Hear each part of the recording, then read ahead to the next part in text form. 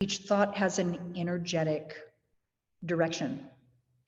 Pretty much all thoughts that are loathing of self or other, thoughts of judgment, negativity, separateness, fear, and every form of fear, resentment, all of those direct the flow of energy through your spine down. Thoughts that are affirming, thoughts of love, thoughts of gratitude actually cause the energy to travel up through your spine. Thoughts that are distracting, the inability to concentrate. So let's say that I'm in a standing balancing yoga posture and I just let, have you ever heard the phrase, the monkey, the incessant chatter of the monkey? Okay, so there's something called incessant chatter, chitta, vritti, nirodha. It's the monkey mind. The monkey mind is the incessant thoughts that run you, they run wild, and they are all over the place. They're disorganized, they're random, they're unrelated. Most of those are not even yours, and many of them reside in the past, and many of them reside in the future, and very few of them are in the present moment. So when you're having those incessant monkey mind chatter types of thoughts, the energy travels distally, out, away from the spine. And when you're concentrating in a deep state of concentration, energy flows into the spine. So, for example, when you think of the great yogis and sages that are sitting at the top of the Himalayas just meditating, in a way, they're actually not just sitting there doing nothing. They're actually directing the flow of energy.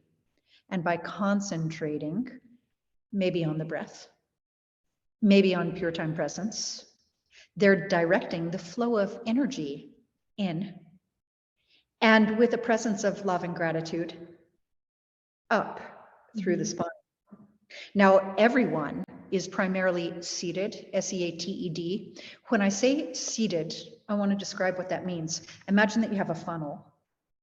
And of course, a funnel has a little slot. So imagine that you have a marble just swirling around the funnel, and then it drops into the slot. That's seated. It's seated in the slot, right? And so when we talk about asana, I mean seated posture, it doesn't mean you're sitting down. It means you're seated in presence, seated in self-awareness, and so on. So these yogis are actually seated in their thoughts, seated in their breath, seated in their presence, and in their being. And they're directing the flow of energy in through concentration and up through a frequency of love and gratitude.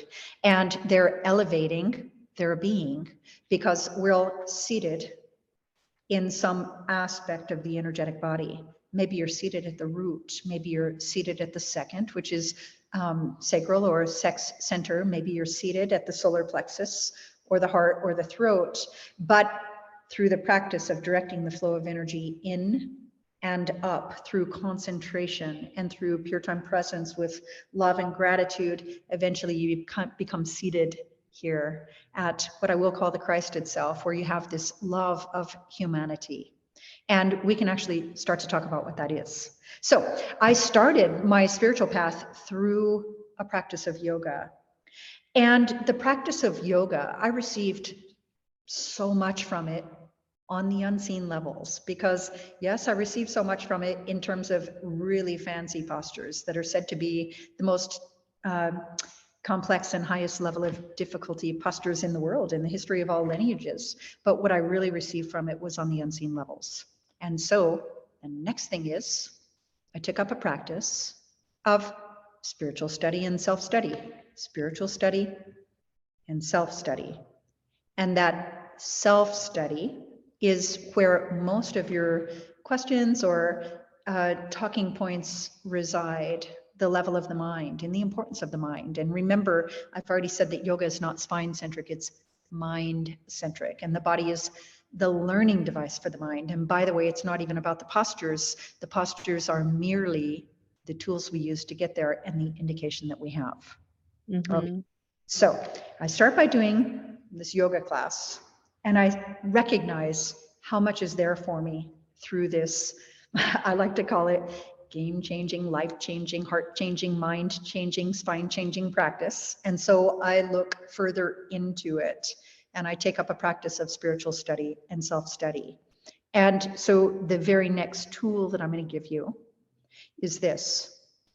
What really, the foundation that I was really able to launch from was the ascription of 4 pillars. So here it is, write it down if you need to, or maybe this is something that you receive and accept as your own. It's kind of like truth is recognized and truth is remembered. So the 4 pillars that I stood on are non-judgment, non-attachment, non-reaction, and non-resistance. Oh, you have to say those again. You got to say, because those are gold. Those are gold right there. They are gold, and each and every one of those is a huge talking point. Yes. So we'll look at each, because it's easy to say it, but do you know what it means and why it matters? And do you know how to integrate that in your life and what that looks like when you do? Mhm. Non-judgment, non-attachment. We need to talk about that. Non-reaction and non-resistance. So this was something that once I received it, I don't know how to say it any other way. I didn't have to remind myself. Oh, really? Because See, I will still. And I yeah, know that.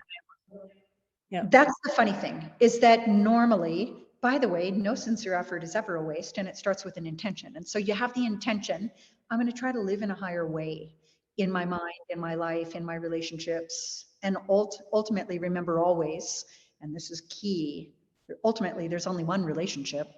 And I'd like to call it your relationship with yourself in the context of every aspect of your life. That's really important, because we don't see things as they are, we see things as we are. So we take that self-perception as a projection in the creation of our thoughts, words, actions, relationships, behaviors, patterns, so on and so on.